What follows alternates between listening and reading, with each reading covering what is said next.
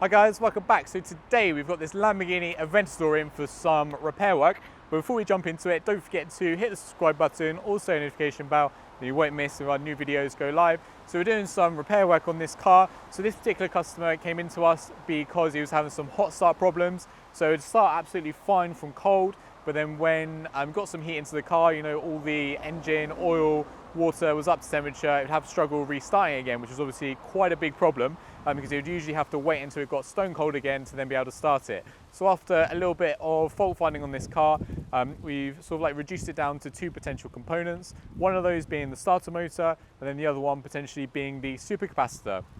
Now, the supercapacitor isn't usually installed on your run-of-the-mill cars, but is used on the Aventador.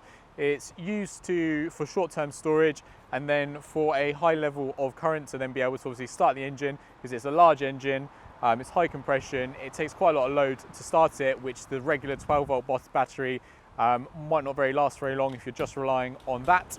The customer's opted to replace the starter motor first. Reason being is that obviously it's heat related. Usually heat related problems are to do with the starter motor.